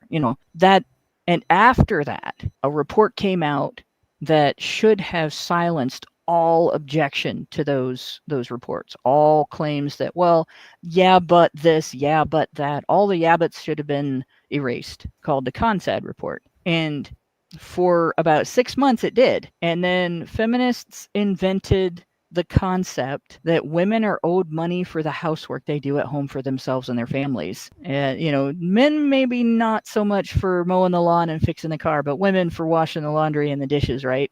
And I'm like, how can you equate that to your pay from your employer? Your employer doesn't owe you a dime for that. That's your stuff at home. And I realized it's because men get treated as accountable for everything they do.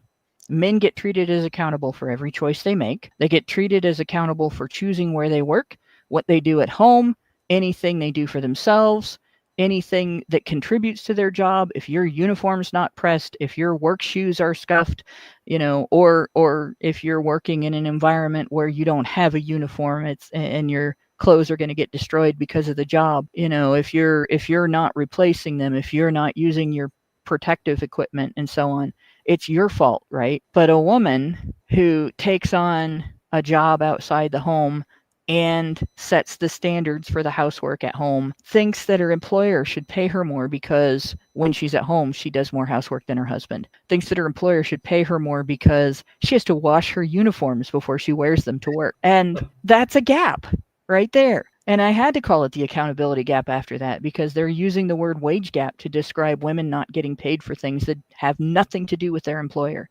So yeah, that's probably you have cultural gynocentrism, right? You have the fact that the elites in the world have figured out that they can exploit cultural gynocentrism and the victim narrative, the female victim narrative, to control you and make you make money for them. And that's really the end all be all of it for them, is do you stay out of their way and do you make money for them?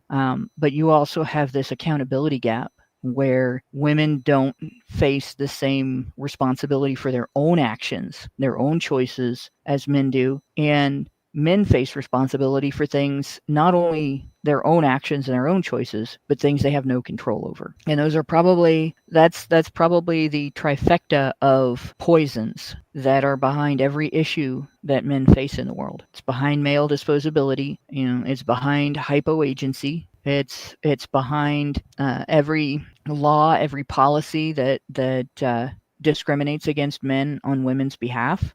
It's behind cultural practices that treat men as essentially slaves, and it facilitates mothers not putting in the effort to give boys the tools they need to defend themselves growing up. And it also facilitates mothers who are narcissistic and teach their sons to worship them instead of trying to raise them to be whole human beings. So what guys, probably the biggest thing I would say to guys who are trying to deal with the situation, navigate the system, is you have to take off the rose-colored glasses through which you view women, and you have to view them. Have you ever seen a movie called As Good as It Gets? There's a scene from it. It's Jack Nicholson and Helen Hunt. It's out of the United States and out of Hollywood. I like everybody's probably seen that movie. I think about a man and I take away reason and accountability. You have to look at women that way, right? And it's unfair that men have to do that. It's unfair that there are people who will break the laws of humanity, just like it's unfair that if you walk down the wrong street, somebody might mug you and steal your wallet, put a gun in your face and shoot you. But it's still real, even if it's unfair. And even if you meet the best woman, like, you should think about me that way, right? I'm not the best woman, but I'm the example that's sitting in front of you. I tell this to other MRAs. There are times when I get it wrong. I've had arguments with guys and had to come back later and say, you were right. I didn't want you to be right, but you were right. And it's, you have to put a line between men and women, and all women are on the women's side of that line, where your trust level is lower on that side of the line, no matter who the woman is and no matter how much she's proved herself, than for men who have proved themselves equally on the man's side of the line. Because If she falls, the law is going to allow that splatter effect to hit you. And if he falls, you have some recourse under the law. Right? If she falls, society is going to amplify that splatter effect onto you. And if he falls, you know that society is going to hold him more accountable. And that it's an unfair situation, but it's a real situation. And any woman who's not okay with that isn't trustworthy at all, right? And any guy who isn't okay with that hasn't learned. So I guess that's my couple different things. You have to take that anger gas tank and use it to fuel activism that is intended to change people's minds, get people motivated to change the culture and the laws, and you have to defend yourself, even though it's not fair that you should have to. There is actually a question that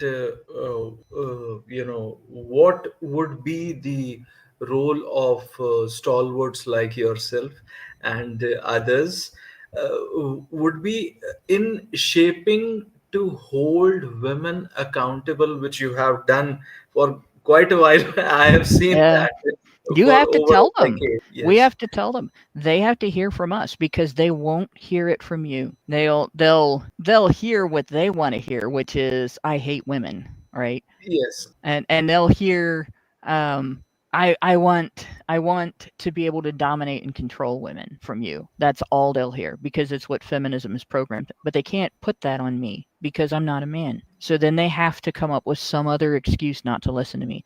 And I've watched them go through this cycle. You must be a man. Oh, here I am, not a dude, right? I'm a grandma.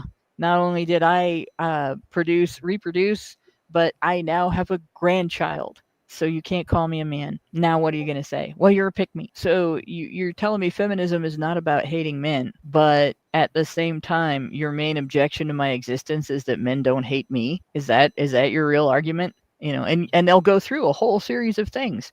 Well, you're currying favor with men. Well, I thought you said men were horrible. So what am I getting? What favor am I getting? What are they giving me? And eventually you get to where there's a divide between the women who can be educated and the women who can't. And the women who can be educated will start to think. The women who can't, you just stop messing with them and move back over to the women who can be educated. Because every generation, that number will increase. And it's a long, slow, hard process. The other thing is, it's my job to wake up more men because sometimes men will not listen to other men either. When men talk about women as victims, and there are men who will, their whole lives they have been taught that they are the shepherds of women. So when they find a woman who refuses to be a sheep, that it makes a difference in the way they think. A much bigger difference than when they're hearing it from a guy who they think of as just shirking his duty to be a shepherd of women. Well, you only say that because you don't want to take care of women. Well, what about me? I'm a woman and I don't like it either. Let's talk about what it takes away from me if I'm not accountable, right? If I'm not accountable in the second grade, I don't do my homework. I don't learn what I need to use the next year in the third grade.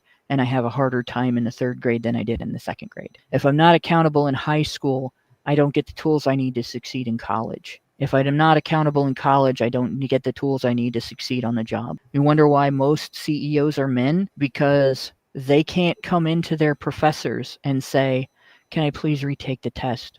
I had a really bad period and I just couldn't function. Not a single man in the world has ever been able to go into his professor and get to retake a test in university. But one of my dorm mates did. She got to retake a very important test because she pled bad menstrual cycle to another woman who let her retake it after. Our Supreme Court of India. She was hungover, by the way. Supreme Court of India, the former Chief Justice D.Y. Chandrachud, he has a PhD from Harvard University. He is a Harvard alumni. So you could ascertain as to where the influence is coming from. He declared menstrual leave every month for 5 days in each and every university for female students. Oh my gosh. Menstrual leave from work, be it private sector, be it public sector, it doesn't matter. So we are even Can more you woke imagine than if California. Let's let the guys that run the power plant take a week off every time they don't feel good. Yes. Um, the sewer workers get a week off for period Yeah, leave now yes, there too. is no DEI even in gutter cleaning. EMS. I'm sorry, but that just I work in healthcare and I'm at the very bottom rung of healthcare. Like I get 3 weeks education at the beginning of my job, and then I get a 2-day bit of education every year to keep up on CPR and med pass training and stuff like that. And I can't imagine trying to take a week off every month. My employer wouldn't be able to maintain their business if all of the women, because we're most of us are women that do the work that I do. I'm a direct support professional for intellectually disabled adults. So it's kind of like a cross between a nursing assistant, certified nurse's aide, and a babysitter and a older sibling for somebody. Just depending on their level of intellectual disability, because some people are they just need somebody there in case they panic when the fire alarm goes off or something, and then some people you have to hand feed them and help them get out of bed, and they can't go to the bathroom by themselves, and so there's a broad spectrum of help that people need, right? And most of the time it doesn't pay very well, so the people that can do it are usually the people that don't have to support a family on just their income alone from one job. It's one of the reasons why I have multiple jobs is that I take jobs like that where I'm doing something interesting that is helping other people, but it doesn't necessarily pay a lot because you're getting paid by systems of charity and the state. And I just taking a week off for that is insane. I mean, I have literally gone to work with a migraine and a level of inconvenience taking place where I might be in the bathroom every hour, but I'm at work and I'm taking care of somebody and I'm doing my job, and during that time period in between all of that, I might wash my hands 300 times that day, but I'm scrubbing floors and doing housework and cooking meals and being the person there to make sure that the other person is safe and so on. And that's you can't just not do your job because you're uncomfortable, and if it's a handicap, then you've got a serious health problem. It's not if it's something that you just have happen every month your whole life and you can't figure out workarounds for it, you're failing at womanhood, in my opinion. Unless you have something like endometriosis or some other complication that it doesn't come standard with the female body, you should be able to work around this. Women have done that since before we were Homo sapiens. Other animals do this. Other animals give birth to litters of 6 at a time and then get up and go hunting. Humans are wimpy, at least human women. And that blows my mind that you guys are in trouble. There was, for almost a decade of what I have seen change since 2014 when I became exposed to, men's rights and MGTOW philosophy and, the study material regarding that from Yeah. the West generally, Dr. Warren Farrell's book or Dr. Esther Villar's book, The Manipulated Man. Uh, what I have seen is that the en masse, socially speaking, by and large, the intellectual cover up, the camouflage and concealment that used to be provided for women by the gynocentric society, including men, that halo around women has completely shattered. Yeah. and Yeah. in the advent of feminism, it has completely tainted the normal interaction between an average man and an average woman forever. It has muddied the waters too much. Yeah.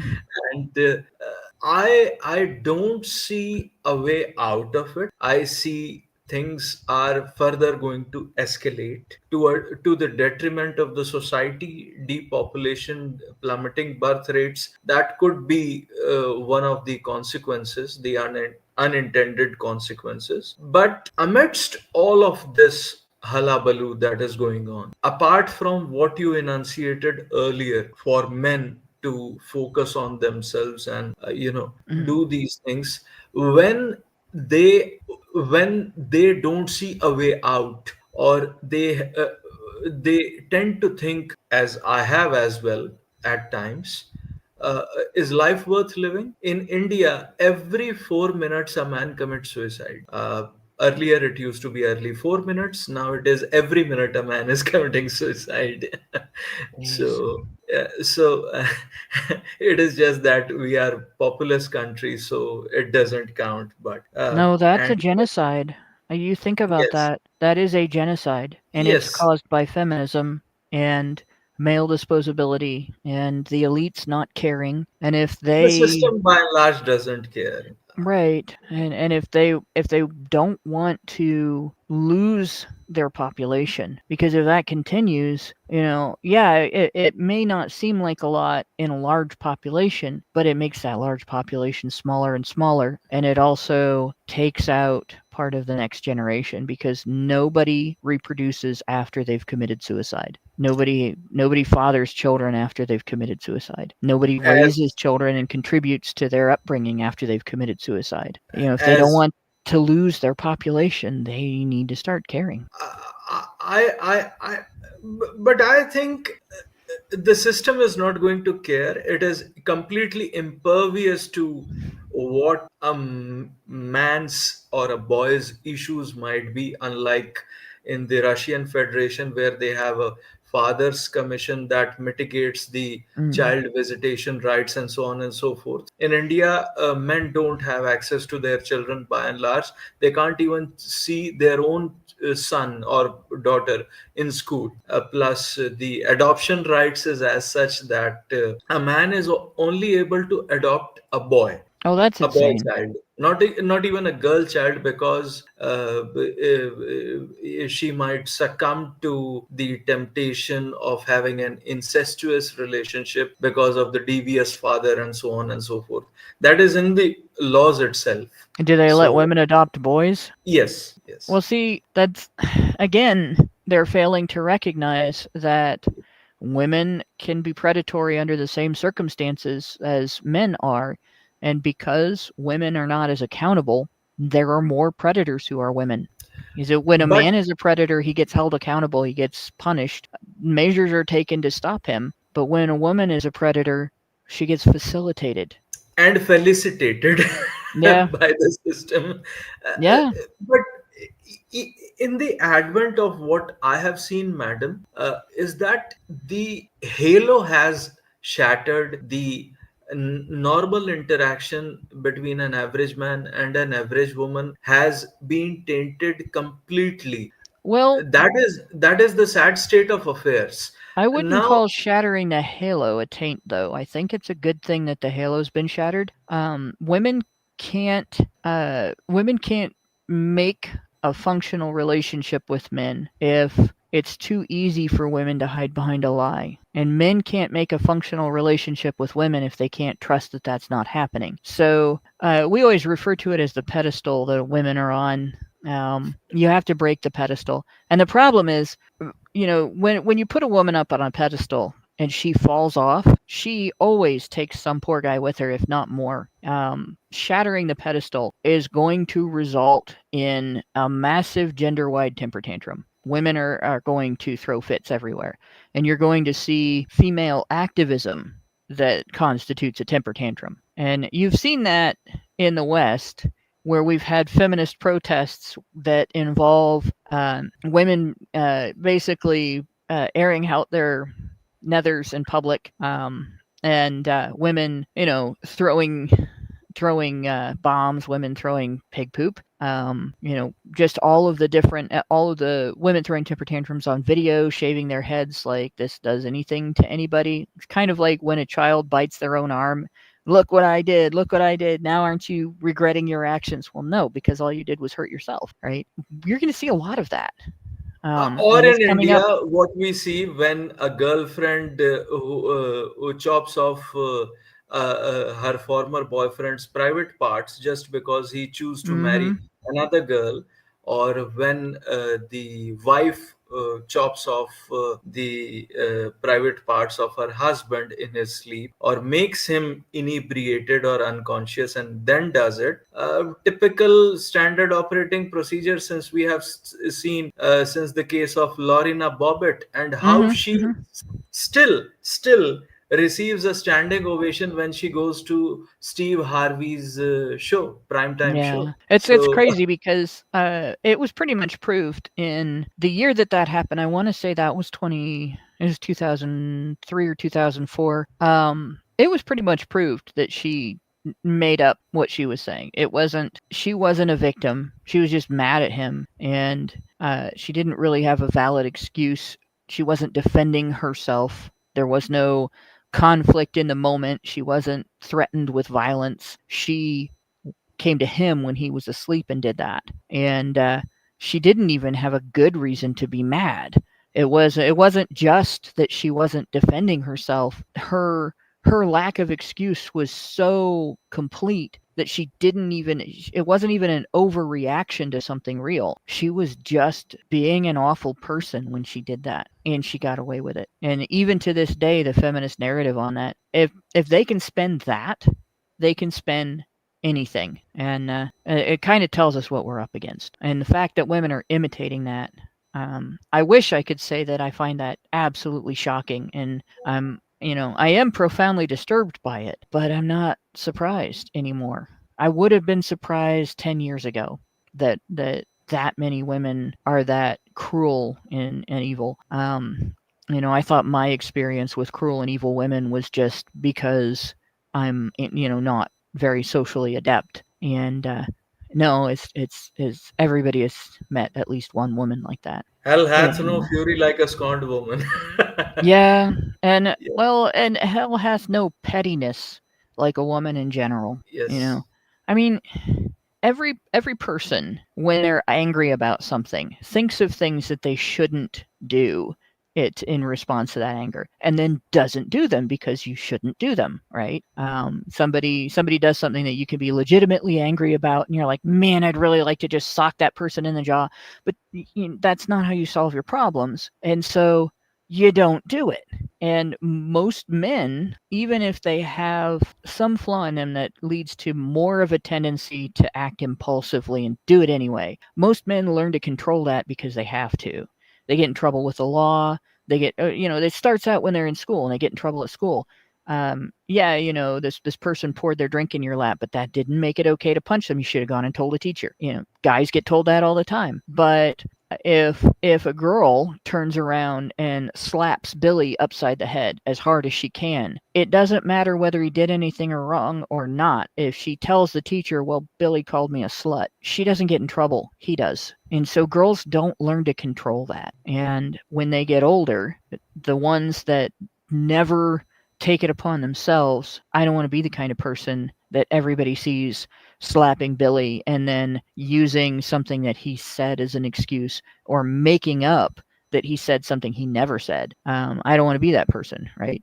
So I try to control those impulses. But the next gal doesn't care if she's that person. Society doesn't come back to her and say, well, you have to learn to control that impulse, or you're going to be the one getting detention.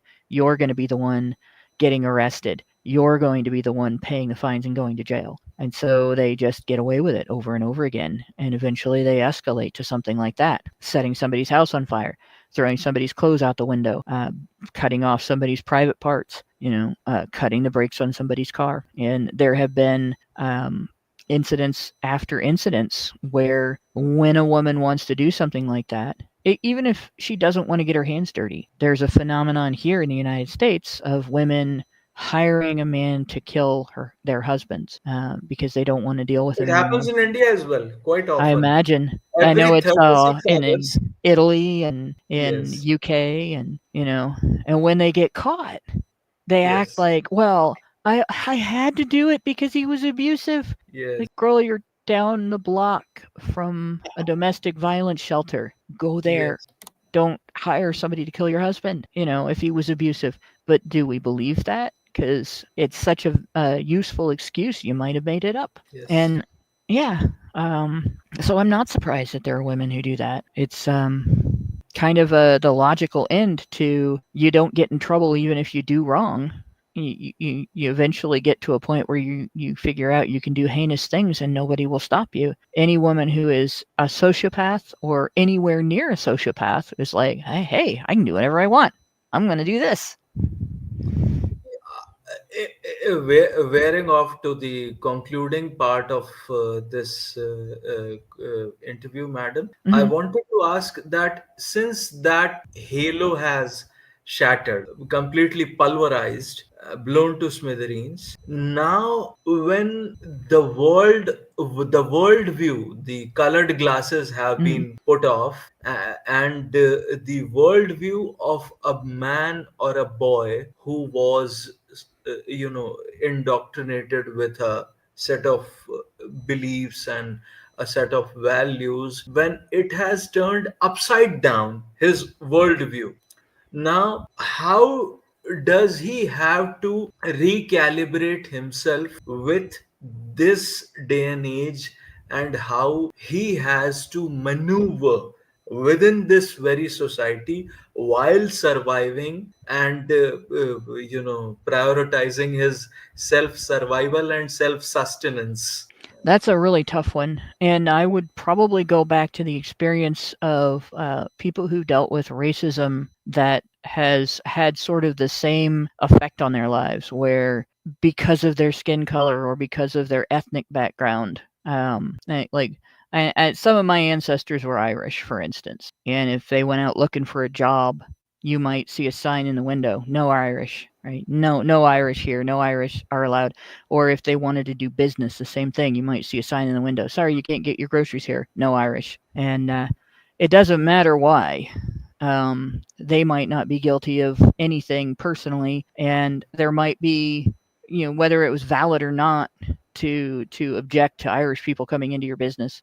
It still affects the individual the same way. Well, now where do I get groceries? Now where do I get a job? Men are in that same situation with the world where women have been exempt from accountability for a lot of their actions for so long. And so you kind of have to network with just each other. And as more and more men wake up, more and more men need to organize in terms of we're not going to accept the idea of no men here. We're not going to accept the idea of no male only organizations. We're not going to accept the idea of, a man automatically being guilty if he's accused of harassment. Men have bent over backward for women for centuries. And the result has been that women have divided into bad and worse, with a very small percentage that are attempting to not be in those two groups. And all of us, because we're walking on thin ice all the time.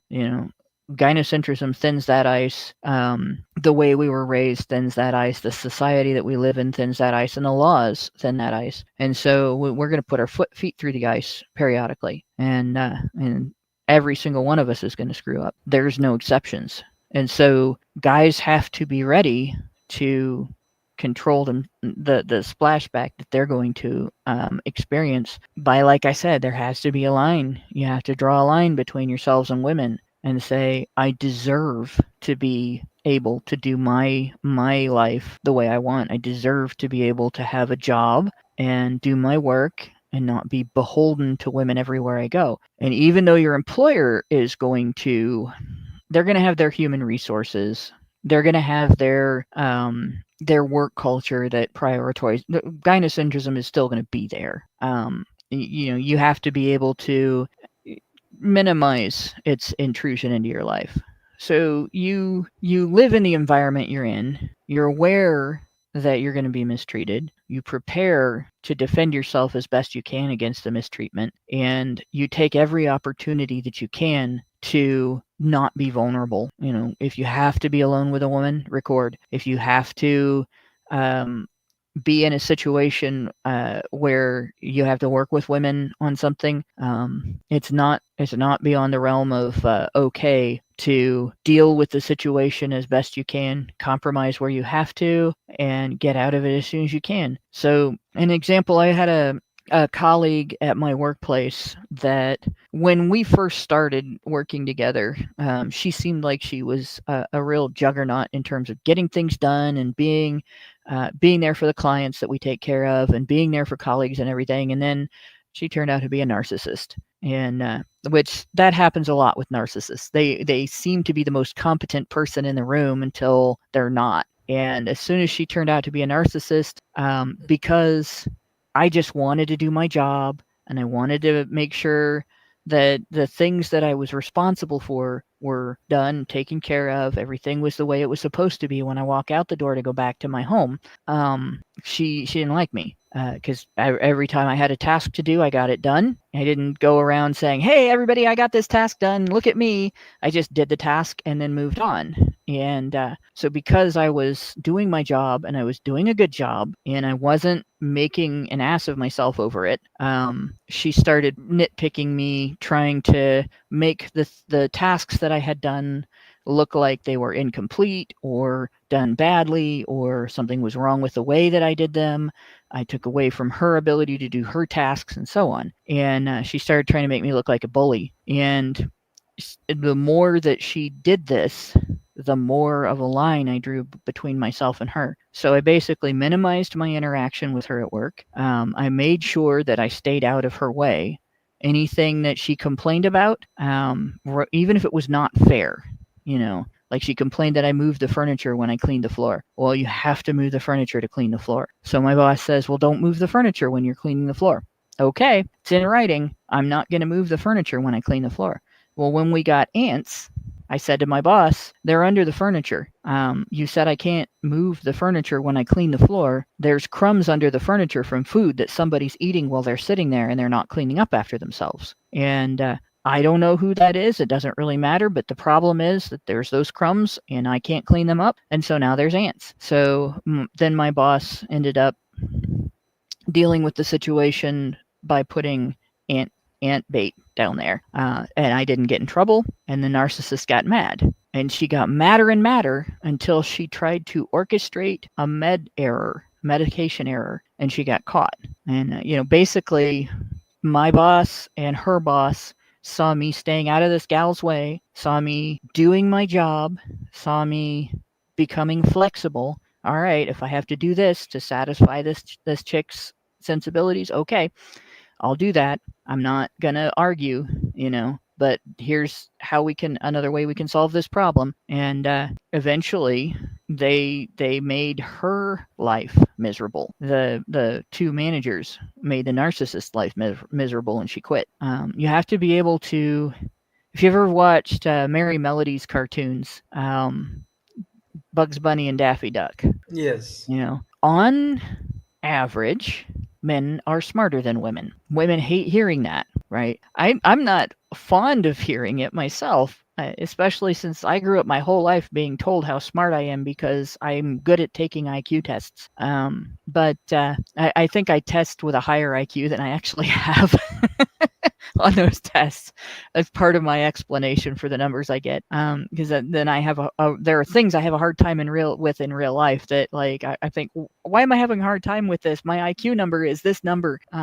But in any case, you have to Bugs Bunny women, and you can. Most men can, and most women won't even know you're doing it. And by the time they figure out, it'll be too late for them to get mad. So, you wait for your opportunity, and you do what you have to do. And it's not bad or mean or wrong to do that. Give somebody the rope they need to hang themselves. It's a horrible metaphor to use in a discussion, about problems that lead to so much male suicide. But when you're dealing with women, sometimes you have to do that. When I did the phone call that the National Intimate Partner and Sexual Violence Survey researchers made me do in order to get their raw data, and I asked them, why did you guys define rape to exclude being forced to penetrate when that's the way that women would perpetrate the crime? And they couldn't answer. I wanted to fill the silence. It's another feminine trait. Like you can sit and have camaraderie with people without saying a single word for hours. But women aren't very good at that, right? I've been talking the most in this entire conversation, for instance. Like that's what we do. We chatter. We are born to be chatterboxes.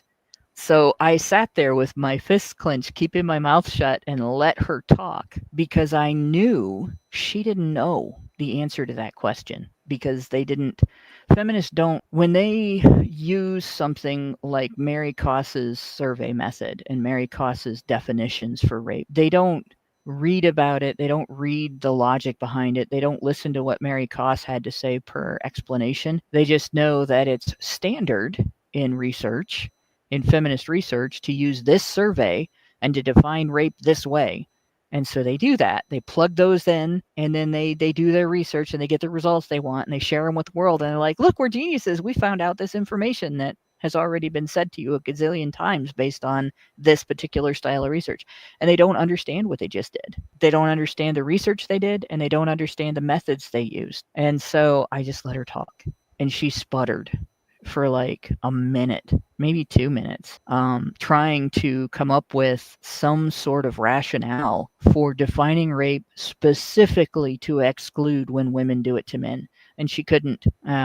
So we put that in a video. And it's the video Allison made is titled Men's Rights versus Feminist Rape Culture Explained Using Explained using puzzle pieces. And at the end of it, like the first half is Allison describing feminism's logic about rape. And the second half of it is that phone call. And it's really uncomfortable to listen to her, but it was very impacting. And I think we inspired another feminist to actually start doing real research on the subject. And she found out there were all kinds of articles published based on her research that female perpetrated rape is much more common and male victims are much more common than previously known. And it actually shook up all of feminist academia just based on that one phone call. So giving somebody enough rope to hang themselves can be very effective.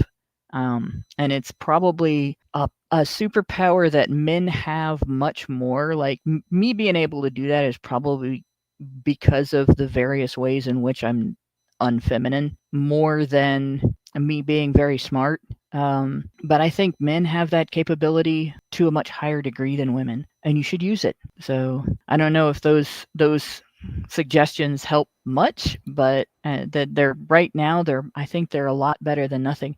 But the biggest is I'm going to go back to don't automatically trust women. Even as we start to earn it, you still have to remember that if we screw up, if we fall, we're going to land on you, even if we don't want to. On that very note, I think it is about time. I just have to end the live stream, but it has been a fantastic conversation. I still have to go through the experiential mindset to be able to learn from the imparted wisdom by Madam Hannah Wallen. And Oh, we are looking forward to have many more conversations in the foreseeable future, with your blessings, of I would course. love that. That would be great. And Yes. thank you for calling me wise. I don't know that that's so much the condition as open-minded. So I'm willing to learn, and it lets me learn a lot more about our society and what's happened to men and the situation men are in. And that's what I want for other men and other women, other human beings, is that more open-mindedness will lead more women to recognizing the value of valuing men and treating them like human beings. So I would be more than happy to talk more about that in the future. Thank you, ma'am. Just a second. Let me end the live stream.